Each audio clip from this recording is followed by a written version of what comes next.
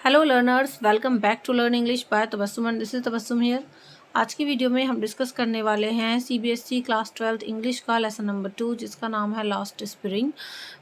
इसकी summary discuss करेंगे and इस पर्टिकुलर वीडियो में हम इसके सेकंड पार्ट की समरी को डिस्कस करने वाले हैं जिसका नाम है I want to drive a car. इससे प्रीवियस वीडियो में मैंने इसके पार्ट 1 की समरी ऑलरेडी डिस्कस की थी आपके साथ, जिसका नाम है समटाइम्स आई फाइंड अ रूपी इन द गार्बेज। तो उस वीडियो का लिंक मैं डिस्क्रिप्शन बॉक्स में दे दूँगी, आप वहाँ से जा करके उसको भी समझ सकते हैं।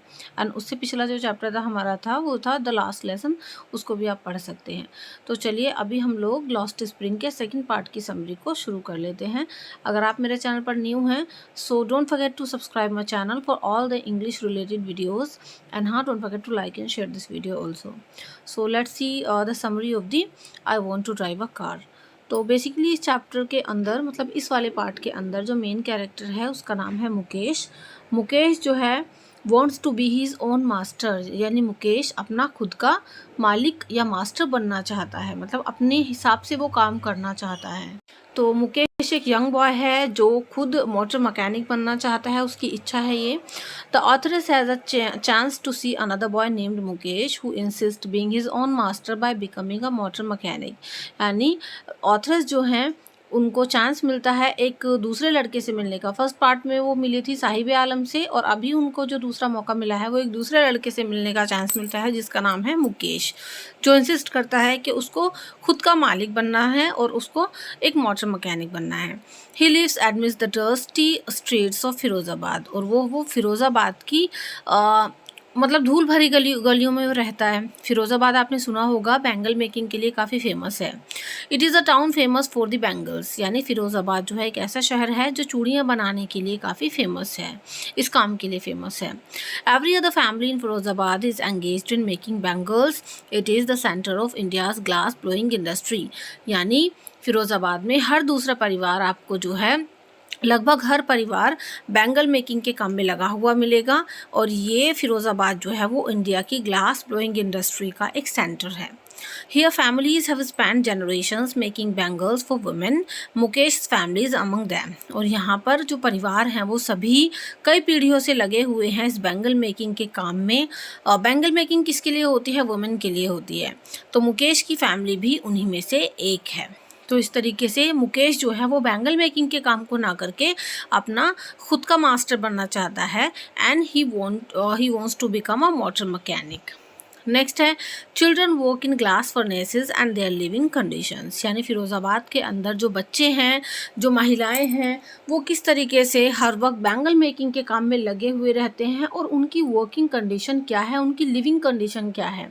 तो देखो about 20,000 children work in glass furnaces with high temperature without air and light, यानी लगभग 20,000 से ज़्यादा जो बच्चे हैं वो इन ग्लास फर्नेसेस के आगे काम करते हैं जहाँ हाई टेम्परेचर होता है, जहाँ ना प्रॉपर एयर होती है ना लाइट होती है। And their living conditions too are pitiable, यानी उनकी जो लिविंग कंडीशन है वो बहुत ही दयनीय है। दया आ जाएगी देख के, इतना वो लोग हार्ड वर्क करते हैं और लगातार हाई टेम्परेचर के आगे वो इन भट्टियों के आगे काम करते रहते हैं। आगे है आपका द फैमिली ऑफ मुकेश। तो अभी हम बात करेंगे मुकेश की फैमिली के बारे में। Mukesh's house is like a half-built shack. Its one part is thatched with dead grass. जो मुकेश का घर है वो एक आधा अधूरा शेक है, और इसका जो एक पार्ट है, मतलब मुकेश ना ऑथरस को अपने घर ले जाता है तो वो दिखाता है अपना घर कि मेरा घर अभी बन रहा है।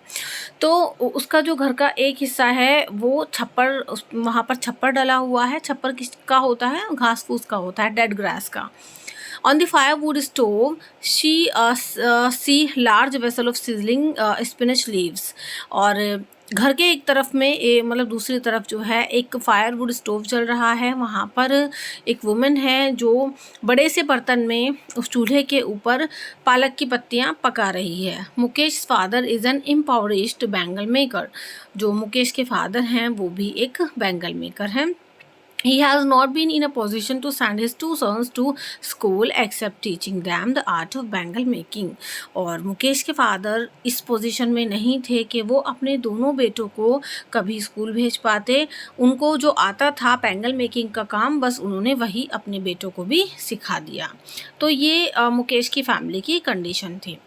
नेक्स्ट है strong belief in one's karma, यानी लोगों को फिरोज़ाबाद के अंदर अपने कर्मा पर बहुत ही बिलीव है, स्ट्रॉन्ग बिलीव है, और स्पेशली इसकी ग्रैंड मदर को. Mukesh grand mother says it is his karma, his destiny, who has watched her own husband go blind with the dust from polishing the glass of bangles. Mukesh की दादी ये कहती हैं कि ये उनका कर्म है, उनकी डेस्टिनी है, और मुकेश की दादी ने अपने खुद के हस्बैंड को जो है अंधे होते हुए देखा है, क्योंकि उनकी पूरी ज़िंदगी मतलब जो ग्लास बैंगल्स हैं उसकी पॉलिशिंग के आगे ही बीती है. They can not give up God given lineage, और वो भगवान के इस लिखे हुए को नहीं मिटा सकते. They have born in the caste of bangle makers, वो लोग जो है बैंगल मेकर्स की कास्ट में ही बॉर्न हुए हैं. And they will see nothing accept the bangles, और उन्होंने वो नहीं देखेंगे मतलब कुछ भी सिवाय बैंगल्स बनने के. तो उन्होंने बस यही काम देखा है और उसी को ये लोग करते हैं. All the family members living in the dark huts sit together and wet pieces of colored glass into circles of bangles. तो जितने भी फैमिली मेम्बर्स हैं वो लोग इसी तरीके से अंधेरी झोपड़ियों में काम करते हैं, साथ में बैठते हैं, और ये जो कलरफुल ग्लास होती है इनको सर्कल का शेप दे करके लोग बैंगल बना देते हैं. Their eyes are more set to work in the dark than to the outside light, often blinding them before they grow adult. और इन लोगों की जो आँखें हैं ना वो बाहर की रोशनी से ज़्यादा अंधेरे के हिसाब से सेट हो गई हैं, अंधेरे में देखना ज़्यादा प्रेफर करते हैं, और इनमें से जो बच्चे हैं वो बड़े होने से पहले ही लगभग अंधे हो जाते हैं, उनकी आंखों की रोशनी कम हो जाती है. सो इस तरीके से इनको अपने कर्मा में काफ़ी बिलीव है कि बस इन्होंने यही देखा है और भगवान के लिखे हुए को कोई नहीं मिटा सकता. आगे है Savita, young girl soldering the glass ends. Savita है एक यंग गर्ल जो कि बैठी हुई मतलब ग्लास के पीसेस को जोड़ रही है और उनसे बैंगल बना रही है. Savita alongside an elderly woman solders the glass pieces, her hands moving mechanically. Savita एक यंग गर्ल है जो कि एक एल्डरली वुमेन के पास बैठी हुई है और वो इतना तेज़ी से इस काम को कर रही है जैसे कि मैकेनिकली उसके हैंड्स जो है वो मूव हो रहे हों. The authoress wonders if Savita knows the sacredness of the bangles she works upon. Authoress को ये देखकर बड़ा अजीब लगता है कि भाई ये लड़की जो ये बैंगल मेकिंग का काम इतना तेज़ी से कर रही है, शायद ही उसे इन बैंगल्स की जो एक सैक्रेडनेस होती है, पवित्रता होती है, उसके बारे में पता हो. The bangles represent the symbol of Indian women सुहाग, ऑस्पिशियसनेस इन मैरिज. और ये जो बैंगल्स हैं वो इंडियन वुमेन के सुहाग का प्रतीक हैं, उसकी ऑस्पिशनेस का प्रतीक हैं और शादी के महत्व को दर्शाती हैं. आगे है आपका bangles on wrist but no light in eyes, यानी हाथों की कलाइयों में चूड़ियाँ तो हैं मगर आँखों में कोई रोशनी नहीं है. The old women has still the bangles on her wrist but there is no light in her eyes, यानी जो ओल्ड वुमेन हैं जो वहाँ पर दादी बैठी हुई हैं वो पूरी ज़िंदगी उनकी हो गई है बैंगल मेकिंग का काम करते हुए, उनकी कलाई पर चूड़ियाँ तो हैं मगर उनकी आंखों में कोई रोशनी नहीं है. In her whole life time she did not eat one full meal, that is all she has earned. और वो कहती हैं कि अपनी पूरी ज़िंदगी में उन्होंने एक टाइम भरपेट खाना भी नहीं खाया है, केवल यही उन्होंने कमाया है. Her old husband tells that except bangles he knows nothing has changed in Firozabad over years. There is still the mind-numbing hard work which kills all initiative and ability to dream. और उनके husband को, ये जो old women है उनके husband को सिवाय bangle making के और कुछ नहीं आता, और फिरोज़ाबाद में कुछ भी चेंज नहीं हो सकता और कुछ भी चेंज नहीं हुआ है इतने सालों से. यहाँ पर इसी तरीके से एक दिमाग को झंझोड़ कर रखने वाला हार्डवर्क ये लोग लगातार करते हैं, और इस हार्डवर्क की वजह से इनके जो नए सपने देखने की एबिलिटी है वो सब ख़त्म हो गई है. बस ये लोग इसी काम में लगे रहते हैं.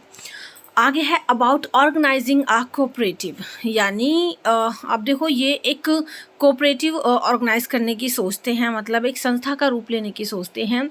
The authors ask them to have a cooperative, authors इनसे कहती है कि क्यों ना तुम लोग संगठित हो जाओ। They say if they get organised police will catch them, beat them and put them into prison for doing illegal activity. तो ये एक यंग ग्रुप ऑफ मैन होता है जो खड़ा रहता है, उनसे ऑथराइज मिलती हैं और कहती हैं कि क्यों ना तुम सब एक कोऑपरेटिव में जो है ऑर्गेनाइज हो जाओ।